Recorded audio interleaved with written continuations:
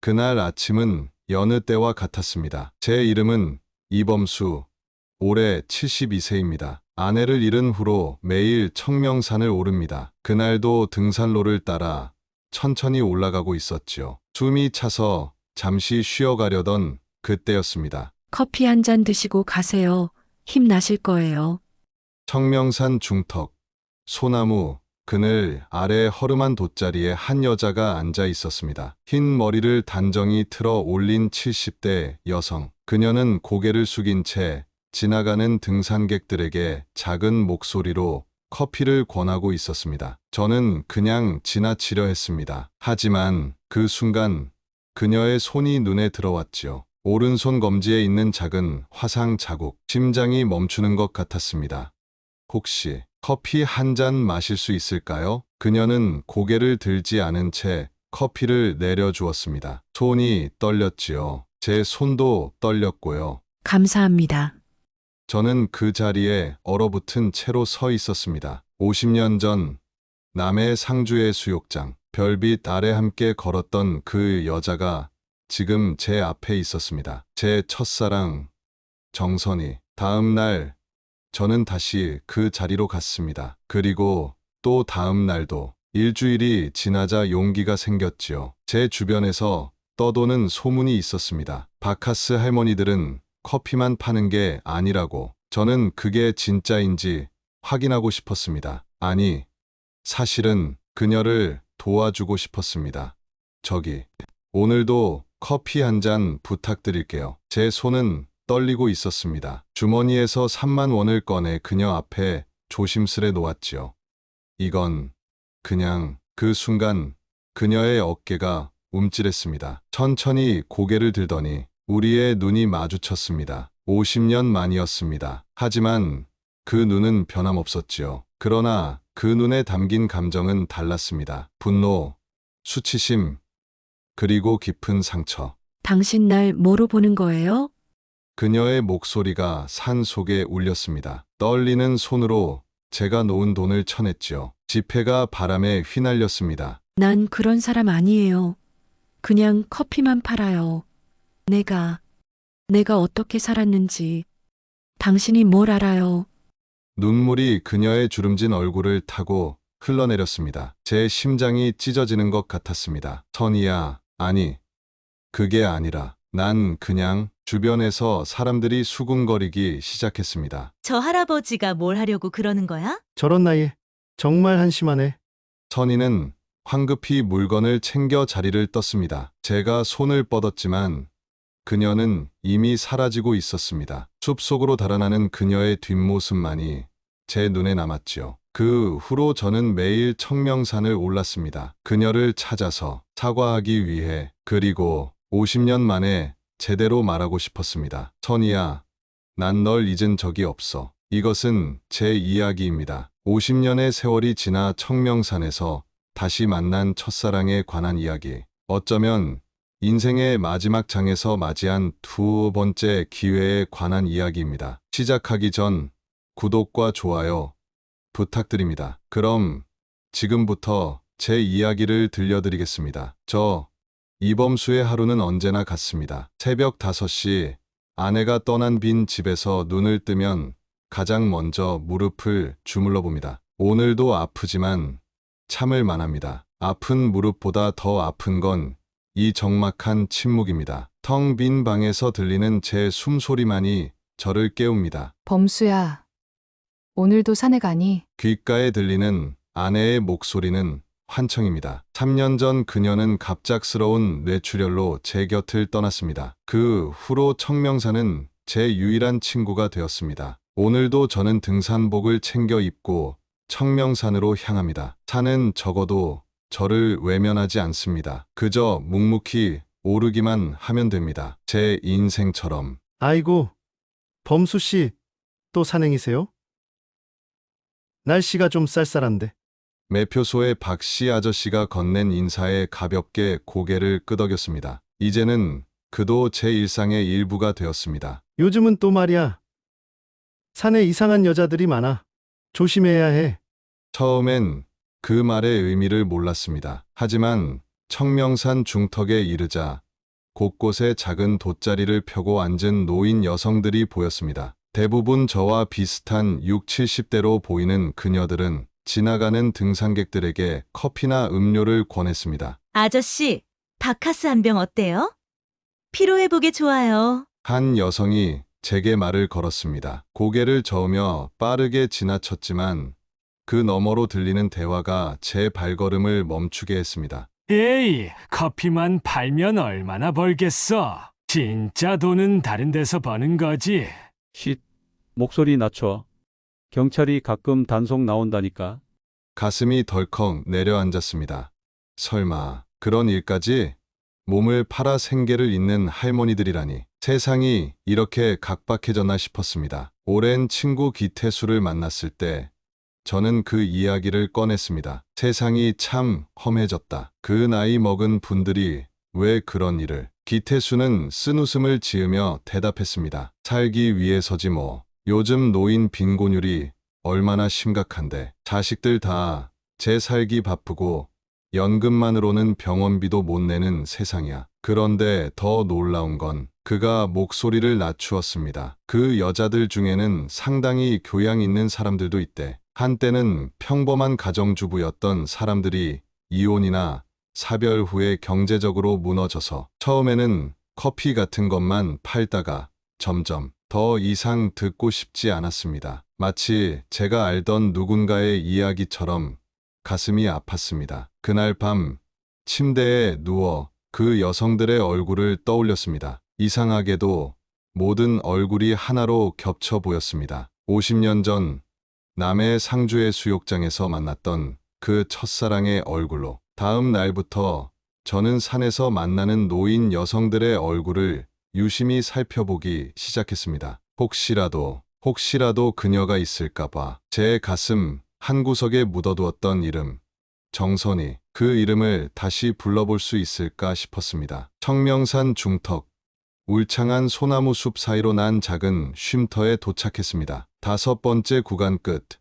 제가 숨을 고르기 위해 항상 멈추는 그 벤치. 오늘은 이상하게도 누군가 앉아 있었습니다. 회색빛 머리를 단정하게 틀어 올린 여자가 작은 버너 위에 주전자를 올려놓고 커피를 내리고 있었습니다. 다른 바카스 할머니들과는 달리 그녀는 지나가는 등산객들에게 말을 걸지 않았습니다. 그저 조용히 자신의 일에만 집중하고 있었습니다. 그녀의 뒷모습에서 묘한 기시감이 밀려왔습니다. 특히 고개를 살짝 기울이는 모습, 머리카락을 귀 뒤로 넘기는 손짓, 모든 것이 낯설지 않았습니다. 그리고 문득 제 기억은 50년 전 여름으로 돌아갔습니다. 1974년 여름, 24이던 저는 군 제대 후 첫 휴가로 친구들과 남해 상주의 수욕장을 찾았습니다. 친구들은 여자를 만나러 간다며 저를 해변에 홀로 남겨두었고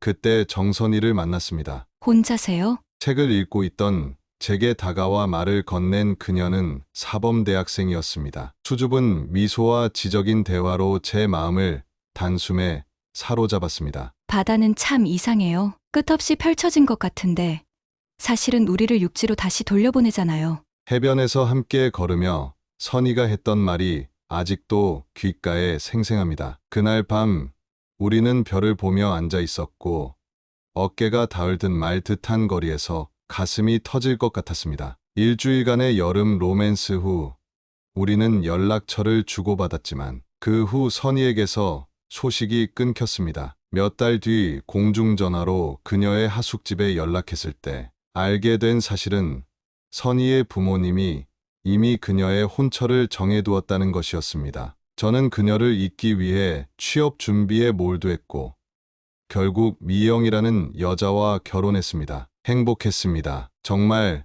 행복했습니다. 하지만 아주 가끔 비 오는 날이면 남해 해변의 그녀가 생각났습니다.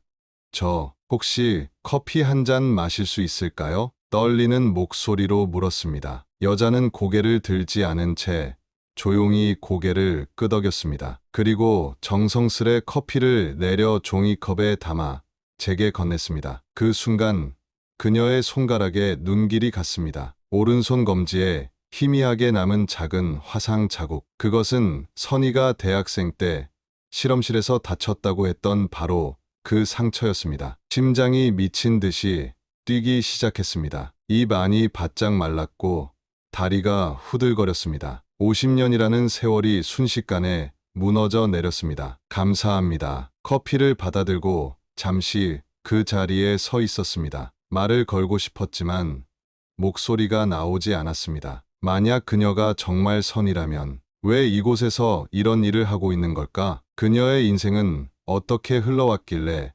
청명산의 바카스 할머니가 되었을까? 다음 날도 그 다음 날도 저는 같은 시간에 그 벤치를 찾았습니다. 그녀는 항상 그 자리에 있었고 저는 매일 커피를 마셨습니다. 우리는 말없이 커피만 주고받았습니다. 그녀는 끝내 고개를 들지 않았고 저는 그녀의 이름을 부르지 못했습니다. 나흘째 되는 날 용기를 내어 물었습니다. 혹시 진주에서 오셨나요? 그제서야 그녀는 잠시 손을 멈추었습니다. 그리고 희미하게 고개를 끄덕였습니다.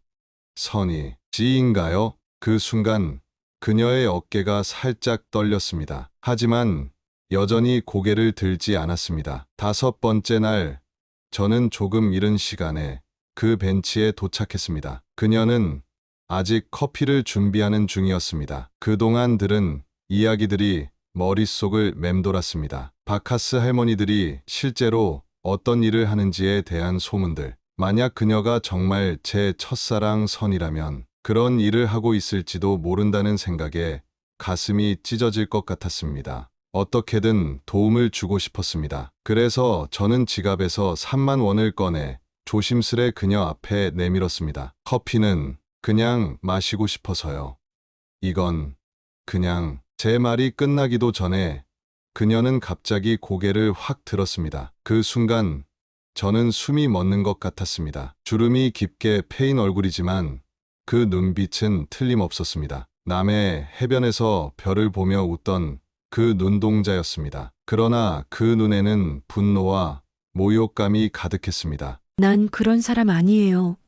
그녀는 제 앞에 놓인 돈을 손으로 쓸어버렸습니다. 지폐들이 공중에 흩날렸습니다. 커피만 팔아요. 다른 거 안 해요. 내가 왜 그런 사람으로 보이죠? 그녀의 목소리가 떨렸습니다. 주변 등산객들이 하나둘씩 우리를 쳐다보기 시작했습니다. 아니, 그게 아니라 난 그냥 뒤늦게 제 실수를 깨달았지만 이미 늦었습니다. 그녀는 황급히 버너와 주전자를 챙겨 자리를 떴습니다. 그녀가 달아나는 뒷모습을 바라보며 저는 그 자리에 얼어붙은 채로 서 있었습니다. 이런, 아저씨도 그런 거 하려고 했어요? 옆을 지나가던 젊은 등산객이 수군거렸습니다. 쯧쯧, 저 나이에. 다른 목소리가 들렸습니다. 뺨을 세게 맞은 것 같은 충격이었습니다. 저는 그저 도움을 주고 싶었을 뿐인데 그런 오해를 받다니. 그리고 더 중요한 건 그녀가 정말 제 첫사랑 선이라는 사실이 확인되었다는 것입니다. 정신없이 그 자리를 빠져나와 산을 내려왔습니다. 집에 도착해서도 진정이 되지 않았습니다. 그날 밤 저는 50년 전 상주 해변의 기억과 오늘의 충격 사이에서 괴로워하며 잠을 이루지 못했습니다. 다음 날부터 그녀는 그 벤치에 나타나지 않았습니다. 사흘, 나흘, 일주일이 지나도 그녀를 볼 수 없었습니다. 저는 청명산의 다른 등산로까지 샅샅이 살펴보았지만 선희의 모습은 어디에도 없었습니다. 결국 저는 다른 바카스 할머니에게 물어보기로 했습니다. 저 혹시 이전에 여기 커피 파시던 분 알아요? 회색 머리에 화상 자국 있으신. 아, 정씨. 며칠 전에 무슨 일이 있었는지 갑자기 안 나오더라고. 진주에서 올라왔다던데. 진주. 제 심장이 다시 뛰기 시작했습니다. 그녀는 분명 정선이가 맞았습니다. 혹시 지금 어디 계신지? 모르지. 근데 가끔 산 정상 쪽에 올라간다고 하더라고. 사람 없는 데서 혼자 커피 마시면서 앉아 있는다고. 진주에서 여기까지 왔다고요? 어떻게?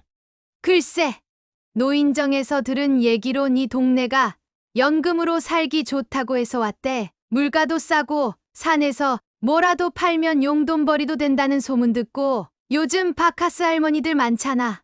다들 어디서 소문 듣고 모여드는 것 같더라고. 그제서야 이해가 됐습니다. 선희가 왜 하필 이곳에 오게 되었는지, 경제적 어려움으로 도시를 떠나 물가가 싼 이곳까지 오게 된 것이었습니다. 그리고 그 우연이 우리를 다시 만나게 했습니다. 그날부터 저는 청명산 정상으로 향했습니다. 등산로가 아닌 사람들이 잘 다니지 않는 험한 길로 무릎이 아파도 아랑곳하지 않고 오르고 또 올랐습니다. 그녀를 다시 만나야 했습니다. 오해를 풀어야 했습니다. 그리고 일주일 후 드디어 그녀를 찾았습니다. 청명산 정상 너머 사람들이 잘 찾지 않는 작은 바위 전망대에서 그녀를 발견했습니다. 머리에 스카프를 동여매고 산 아래를 바라보고 있었습니다. 50년 만에 재회에도 뒷모습만으로 그녀를 알아볼 수 있었습니다. 조심스럽게 다가갔습니다. 발소리를 들었는지 그녀가 화들짝 놀라 뒤를 돌아보았습니다. 우리의 눈이 마주쳤습니다. 선희야, 떨리는 목소리로 그녀의 이름을 불렀습니다. 50년 만에 처음으로 입 밖으로 꺼낸 그 이름. 어떻게 여기까지 왔어요? 그녀의 눈에 놀람이 가득했습니다. 가까이서 보니 그녀의 얼굴에는 삶의 흔적이 깊게 패여 있었습니다. 하지만 그 눈빛만은 변함없었습니다. 그 순간 제 마음에 50년의 세월이 한꺼번에 밀려왔습니다. 미안해. 지난번에 오해를 샀어. 난 결코 그런 뜻이 아니었어. 저는 진심을 담아 사과했습니다. 그녀는 잠시 저를 바라보더니 깊은 한숨을 내쉬었습니다. 범수 씨, 맞죠? 그녀가 제 이름을 기억하고 있다는 사실에 가슴이 뛰었습니다. 기억하고 있었구나. 어떻게 잊겠어요? 남해에서의 그 일주일은 내 인생에서 가장 행복한 시간이었으니까. 그녀의 말에 제 눈시울이 뜨거워졌습니다. 우리는 한동안 말없이 서로를 바라보았습니다. 50년의 세월이 흘렀지만 그 시간 동안 서로에게 전하지 못한 마음이 고스란히 그 침묵 속에 담겨 있었습니다. 혹시 시간 괜찮으면 함께 산 아래로 내려가서 이야기 좀 할 수 있을까? 용기를 내어 물었습니다. 그녀는 잠시 망설이더니 고개를 끄덕였습니다. 청명산을 내려오는 길, 우리는 천천히 걸으며 지난 50년간의 이야기를 나누기 시작했습니다. 산 아래에 도착해 작은 국수집에 들어갔습니다. 여기 국수 맛있어. 내가 자주 오는 곳이야. 메뉴판을 볼 필요도 없이 바로 주문했습니다. 국수가 나오는 동안 우리는 어색한 침묵을 지켰습니다. 어디서부터 이야기를 시작해야 할지 몰랐습니다. 남해에서 왜 갑자기 연락이 끊겼어? 오랫동안 품어왔던 질문을 꺼냈습니다. 부모님이 강제로 결혼을 시키셨어요. 그때만 해도 부모님 말씀을 거역할 수 없었죠. 그녀의 목소리에는 오래된 상처가 묻어 있었습니다. 연락하고 싶었어요. 정말 많이. 하지만 용기가 나지 않았어요. 범수 씨가 저보다 더 좋은 사람 만났길 바랐으니까. 국수를 먹으며 우리는 각자의 인생을 나누었습니다. 저는 은행에 취직해 안정된 생활을 했고 좋은 아내를 만나 두 아들을 키웠다는 이야기를 했습니다. 그녀는 고개를 끄덕이며 미소 지었습니다. 다행이네요. 행복한 삶을 사셨던 것 같아 정말 다행이에요. 그녀의 진심 어린 말에 마음이 따뜻해졌습니다. 당신은 어땠어? 선희는 국수 그릇을 조금 밀어내며 조심스레 입을 열었습니다. 제 인생은 그다지 행복하지 않았어요. 그녀의 말에 가슴이 무너져 내리는 것 같았습니다. 처음 결혼한 남편은 사업가였어요. 처음엔 괜찮았지만 빚을 지기 시작했고 결국 가산을 모두 날리고 도망쳤죠. 아이 둘을 데리고 혼자 남겨졌어요. 그녀는 물을 한 모금 마시고 계속했습니다. 재혼했어요. 두 번째 남편은 좋은 사람이었어요. 하지만 그가 갑자기 뇌졸중으로 쓰러졌고 10년 동안 병간호를 했어요. 모든 저축을 병원비로 썼죠. 그녀의 목소리가 떨렸습니다. 남편이 떠난 후 자식들이 도움을 줄 거라 생각했어요. 하지만 아들은 사업 실패로 빚더미에 앉았고 딸은 미국으로 이민 가서 결국 제가 의지할 곳은 없었어요. 선희는 잠시 말을 멈추고 창밖을 바라보았습니다. 그녀의 눈에 눈물이 고였습니다. 처음엔 아파트 청소 일을 했어요. 하지만 무릎이 망가지면서 그것조차 할 수 없게 됐죠. 연금만으로는 월세도 내기 힘들었어요. 그래서 청명산으로 오게 된 거야? 그녀는 고개를 끄덕였습니다. 진주에서 지내다 우연히 TV에서 바카스 할머니들 이야기를 들었어요. 처음엔 커피만 팔려고 했어요. 정말이에요. 다른 일은 할 수 없었어요. 그녀의 손이 떨리고 있었습니다. 저는 그 손을 잡고 싶었지만 참았습니다. 도와주고 싶어. 내가 도울 수 있게 해줘. 진심을 담아 말했습니다. 하지만 그녀의 반응은 제 예상과 달랐습니다. 동정받고 싶지 않아요. 그녀의 목소리가 단호했습니다. 벌써 한 번 모욕당했어요. 지금 내가 원하는 건 동정이 아니에요. 그냥 존중받는 거예요. 그녀는 갑자기 일어섰습니다. 눈물이 볼을 타고 흘러내렸습니다. 미안해요. 이러려던 게 아닌데. 50년 만에 만나서 이런 모습 보이고 싶지 않았어요.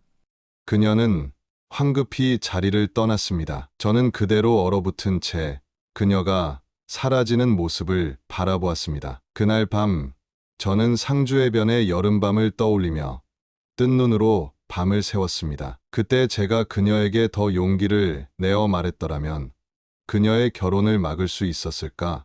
우리의 인생은 달라졌을까? 새벽녘 저는 결심했습니다. 그녀를 다시 찾아가겠다고. 50년 전에 놓친 기회를 이번에는 놓치지 않겠다고. 다음 날 저는 다시 청명산으로 향했습니다. 하지만 선희는 어디에도 보이지 않았습니다. 그 다음 날도 마찬가지였습니다. 일주일이 지나도 그녀를 찾을 수 없었습니다. 결국 저는 그녀가 머물고 있을 법한 여인숙들을 찾아다녔습니다. 10번째 여인숙에서 드디어 그녀의 소식을 들을 수 있었습니다. 아, 그 할머니?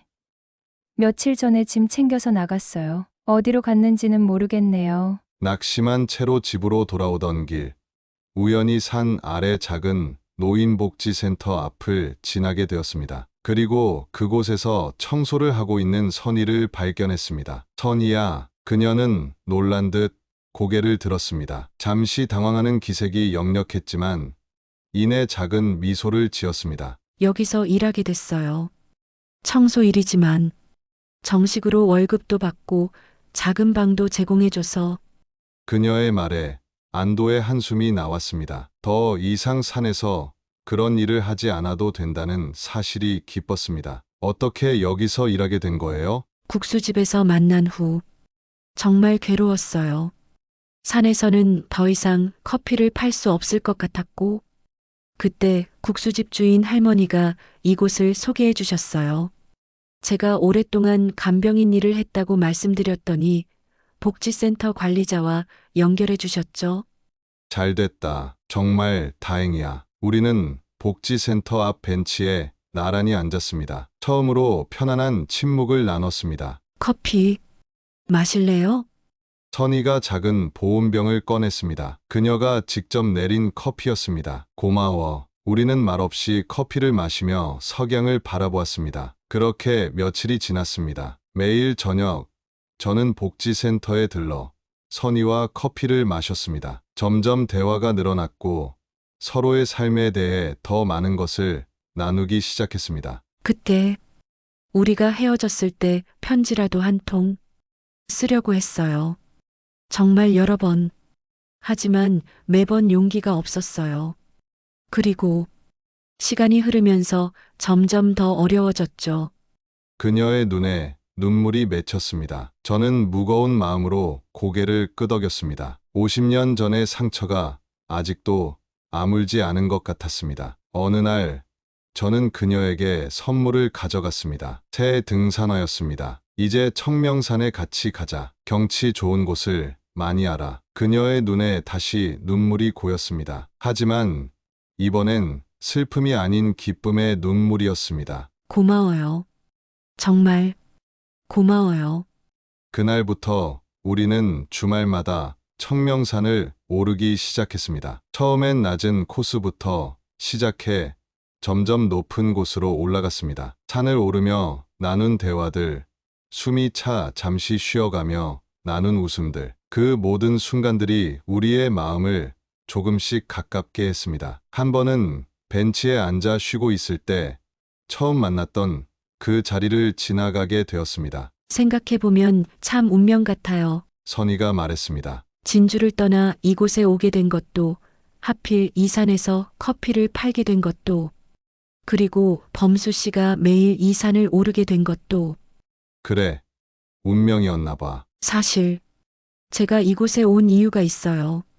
TV에서 이 지역이 노인들이 살기 좋다는 방송을 봤어요. 연금으로도 살아갈 수 있고 노인 복지 시설도 잘 되어 있다고 했죠. 그래서 진주를 떠나 이곳으로 온 거예요. 바카스 할머니는 그냥 우연히 산에서 만난 다른 할머니들이 알려준 거고요. 이제야 모든 것이 이해되었습니다. 서로 다른 길을 걸어온 우리가 50년 만에 다시 만날 수 있었던 것은 작은 우연들이 모여 만든 기적 같은 일이었습니다. 선희는 과거의 상처를 조금씩 회복해갔고, 저는 아내를 잃은 후 처음으로 누군가와 마음을 나누는 기쁨을 느꼈습니다. 범수 씨는 정말 변한 게 없네요. 50년 전이나 지금이나 늘 그 자리에 있어주는 사람. 어느 날 산에서 내려오는 길에 선희가 말했습니다. 그 말이 제 가슴에 따뜻하게 남았습니다. 시간이 흐르면서 우리의 관계는 더욱 깊어졌습니다. 서로의 집을 오가며 식사를 함께 했고, 때로는 영화를 보러 가기도 했습니다. 사람들의 시선 따위는 신경 쓰지 않았습니다. 우리의 나이에 찾아온 이 행복이 얼마나 소중한지 알았기 때문입니다. 그리고 어느 날 저는 오래 품어온 생각을 꺼냈습니다. 선희야, 우리 함께 여행 갈래? 여행? 선희의 눈이 동그래졌습니다. 그녀는 오랫동안 여행이란 걸 해본 적이 없다고 했습니다. 응, 남해, 우리가 처음 만났던 그곳으로 가자. 선희는 잠시 생각에 잠기더니 미소를 지었습니다. 정말 갈 수 있을까요? 다음 주 토요일, 우리는 작은 가방을 들고 남해행 버스에 올랐습니다. 창가에 앉은 선희의 얼굴엔 소녀 같은 설렘이 가득했습니다. 버스가 출발하자 그녀는 제 손을 살짝 잡았습니다. 그 온기가 제 가슴 깊은 곳까지 전해졌습니다. 이렇게 다시 남해에 가게 될 줄은 몰랐어요. 선희가 창밖을 바라보며 말했습니다. 인생이란 게 참 이상해요. 50년 전에는 상상도 못했던 방식으로 우리가 다시 만나다니.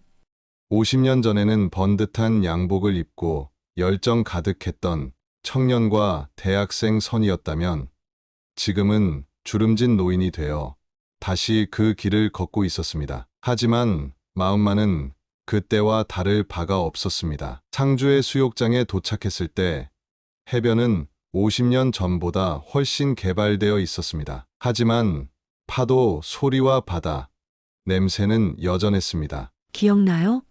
여기서 처음 만났죠. 선희가 모래사장 한쪽을 가리켰습니다. 그곳은 제가 책을 읽고 있던 자리였습니다. 마치 어제 일처럼 기억나. 우리는 해변을 천천히 걸었습니다. 50년 전에는 젊음의 패기로 빠르게 걸었지만 지금은 하나하나 발자국을 내디디며 그 순간을 음미했습니다. 해가 질 무렵 우리는 작은 횟집에서 저녁을 먹었습니다. 소주 한 잔을 나누며 과거와 현재, 그리고 미래에 대해 이야기했습니다. 범수 씨, 솔직히 말할게요. 선희가 갑자기 진지한 표정으로 말했습니다. 저는 이제 어디든 당신 곁에 있고 싶어요. 그녀의 고백에 제 심장이 멈춘 듯했습니다. 50년을 기다린 말이었습니다. 나도 함께하고 싶어. 자연스럽게 제 대답이 나왔습니다. 그리고 마음속에 오래 품어온 생각을 꺼냈습니다. 선희야, 나랑 같이 살자. 선희의 눈에서 눈물이 흘러내렸습니다. 그녀는 말없이 고개를 끄덕였습니다. 남해에서 돌아온 후 우리는 서둘러 계획을 세웠습니다. 제가 살던 도시는 그녀에게 힘든 기억이 많았기에 새로운 곳으로 가기로 했습니다. 결국 통영에 작은 집을 마련했습니다. 바다가 보이는 소박한 집이었지만 두 사람이 살기에는 충분했습니다. 처음에는 제 아들들이 반대했습니다. 갑자기 나타난 낯선 여자를 의심했습니다. 하지만 시간이 지나면서 그들도 선의의 진심을 알게 되었고 제가 다시 행복해하는 모습을 보고 마음을 열었습니다. 가장 감동적인 순간은 제 손자들이 선의를 처음 할머니라고 불렀을 때였습니다. 그녀의 눈에서 흐르는 눈물을 보며 저도 함께 울었습니다. 가족을 잃었던 그녀에게 새로운 가족이 생긴 순간이었습니다. 우리의 일상은 소박했습니다. 아침에 함께 일어나 바다를 바라보며 커피를 마시고 가끔은 근처 시장에 가서 장을 봅니다. 주말이면 가까운 산책로를 걷거나 손주들이 놀러 오면 함께 시간을 보냅니다. 선희의 딸이 미국에서 연락을 해왔을 때도 큰 기쁨이었습니다. 오랜 시간 단절되었던 가족과의 관계가 조금씩 회복되는 것을 보며 저는 행복했습니다. 범수야, 가끔 이게 꿈인가 싶어. 어느 저녁 바다를 바라보며 선희가 말했습니다. 50년 전에 우리가 헤어지지 않았다면 어땠을까? 생각해 본 적 있어? 저는 그녀의 손을 꼭 잡았습니다. 중요한 건 지금이야. 우리가 이렇게 다시 만난 것. 이건 우연이 아니라 운명이었을 거야. 선희는 제 어깨에 기대어 작은 목소리로 말했습니다. 그동안 정말 외로웠어요. 아무도 내 이름을 불러주는 사람이 없었어요. 그 말에 가슴이 아팠습니다. 저도 아내가 떠난 후 그런 외로움을 알았습니다. 하지만 우리는 이제 서로가 있었습니다. 앞으로는 매일 불러줄게. 정선희, 내 첫사랑 선희. 그녀의 웃음소리가 바다 소리와 함께 어우러졌습니다. 그 순간 저는 늙음이 더 이상 두렵지 않다는 것을 깨달았습니다. 함께라면 남은 시간이 얼마든지 충분히 행복할 수 있을 테니까요. 통영에서의 삶이 1년째 접어들던 날, 저는 특별한 제안을 준비했습니다. 법적인 결혼은 아니었습니다. 우리 나이에 그런 절차는 복잡하고 불필요했습니다. 하지만 마음으로 하는 약속은 필요했습니다. 아침 일찍 일어나 선희를 깨웠습니다. 오늘은 특별한 날이야. 준비해. 선희는 의아한 표정이었지만 제 말에 따라 단정하게 차려입었습니다. 저는 그녀를 데리고 차에 태워 청명산으로 향했습니다. 청명산? 여기는 왜? 선희의 물음에 저는 미소만 지었습니다. 우리가 처음 제외했던 그 벤치로 그녀를 데려갔습니다. 벤치에는 작은 꽃다발이 놓여 있었습니다. 미리 등산객 친구에게 부탁해 놓은 것이었습니다. 여기서 우리가 50년 만에 다시 만났지. 그 벤치에 앉아 저는 그녀에게 작은 상자를 건넸습니다. 그 안에는 2개의 은반지가 들어 있었습니다. 너무 비싼 것은 아니에요. 하지만 이 반지에는 특별한 각인이 있어요. 선희는 반지를 꺼내 들여다보았습니다. 안쪽에는 1974 그리고 2024라는 숫자가 새겨져 있었습니다. 우리가 처음 만나고 다시 만난 해였습니다. 법적으로가 아니라 마음으로 부부가 되어줄래? 남은 인생 함께 걸어갈래? 선희의 눈에 눈물이 고였습니다. 그녀는 말없이 고개를 끄덕였습니다. 사실 나는 50년 전에도 너에게 청혼하려고 했어. 하지만 용기가 없었지. 이제는 더 이상 기다릴 시간이 없어. 떨리는 손으로 그녀의 손가락에 반지를 끼워 주었습니다. 선희도 제 손가락에 반지를 끼워 주었습니다. 이런 날이 올 줄은 정말 몰랐어요. 그녀의 목소리가 떨렸습니다. 우리 한 약속하자. 언제나 솔직하게. 그리고 오늘처럼 서로를 소중히 여기자. 우리는 손을 맞잡고 청명산 정상까지 올랐습니다. 한 걸음, 한 걸음이 소중했습니다. 정상에서 바라본 풍경은 그 어느 때보다 아름다웠습니다. 범수야, 나 소원이 하나 있어. 선희가 말했습니다. 양양 낙산해변의 일출을 보고 싶어. 거기가 우리나라에서 가장 먼저 해가 뜨는 곳 중 하나라고 하더라고. 왜 하필 거기에요? 내 인생의 마지막 장에서 새로운 시작을 보고 싶어서요. 해가 뜨는 걸 보면서 우리의 새 출발을 맞이하고 싶어요. 그 말에 가슴이 뭉클해졌습니다. 인생의 황혼기에 찾아온 이 사랑에 선의는 새 출발이라는 의미를 부여하고 있었습니다. 다음 주 우리는 강원도 양양으로 향했습니다. 한밤중에 출발해 새벽녘의 낙산해변에 도착했습니다. 날씨는 쌀쌀했지만 다행히 맑았습니다. 어둠 속에서 우리는 손을 꼭 붙잡고 해가 뜨기를 기다렸습니다. 이렇게 기다리는 것도 행복해요. 선희가 작은 목소리로 말했습니다. 제 손을 꼭 잡은 그녀의 손에서 따뜻함이 전해졌습니다. 동쪽 수평선 위로 붉은 빛이 번지기 시작했습니다. 점점 밝아지는 하늘, 그리고 마침내 수면 위로 올라오는 태양. 그 신비로운 순간, 우리는 말없이 서로를 바라보았습니다. 이게 우리의 두 번째 인생의 시작인 것 같아요. 늦게 피어난 사랑이지만 그래도 이렇게 빛나는 거리요. 선희의 얼굴에 비치는 아침 햇살이 그녀를 더욱 아름답게 만들었습니다. 주름진 얼굴이었지만 제게는 50년 전에 그 햇살 가득한 미소 그대로였습니다. 내 생애 가장 아름다운 일출이에요. 그날 이후로도 우리는 많은 처음을 함께 했습니다. 처음으로 함께 김장을 담그고, 처음으로 손주들과 캠핑을 가고, 처음으로 서로의 생일을 축하해 주었습니다. 그리고 선희의 제안으로 취미도 가지게 되었습니다. 우리 도예 배워볼까요?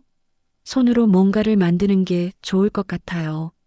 그래서 우리는 통영문화센터에서 도예 수업을 받기 시작했습니다. 처음에는 서툴렀지만 점점 나아졌습니다. 제가 만든 도자기 컵으로 선희가 내린 커피를 마시는 순간의 기쁨은 말로 표현할 수 없었습니다. 물론 항상 순탄한 것만은 아니었습니다. 둘 다 나이가 있다 보니 건강 문제도 있었고 가끔은 옛 습관 때문에 다투기도 했습니다. 한 번은 제가 감기에 심하게 걸려 병원에 입원한 적이 있었습니다. 범수야, 제발 빨리 나아요.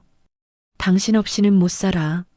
선희가 병실에서 제 손을 잡고 울었습니다. 그 순간 저는 깨달았습니다. 우리에게 남은 시간이 얼마나 소중한지, 그리고 우리가 서로에게 얼마나 소중한 존재가 되었는지. 어느 날 저녁, 우리는 통영 바닷가 벤치에 앉아 있었습니다. 멀리 등대의 불빛이 깜빡이고 있었습니다. 범수야, 선희가 제 이름을 불렀습니다.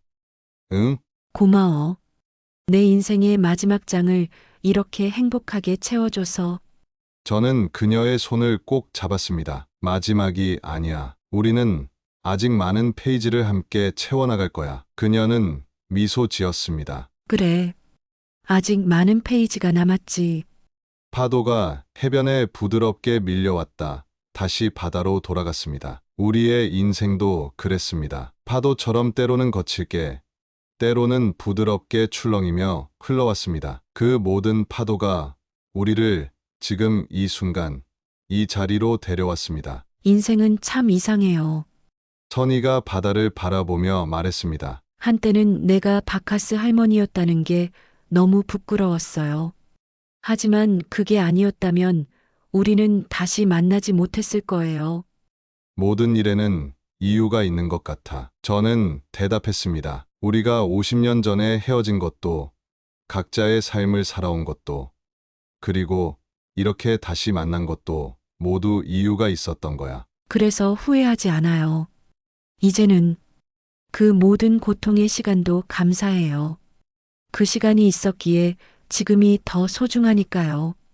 해가 완전히 저물고 하늘에는 별들이 빛나기 시작했습니다. 그 별빛 아래 우리는 함께 집으로 걸어갔습니다. 느리지만 확실한 발걸음으로 서로를 의지하며. 범수야, 나 행복해.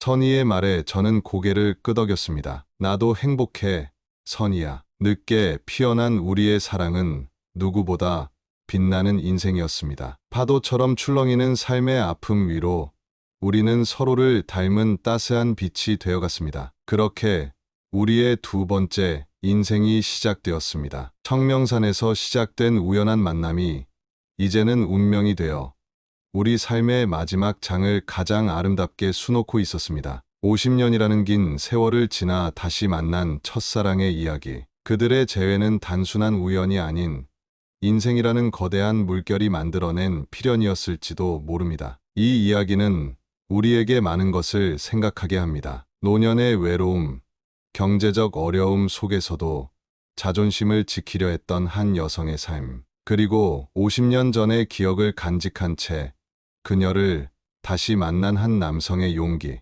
우리의 인생에서 가장 아름다운 순간은 언제일까요? 젊음이 가득했던 20대?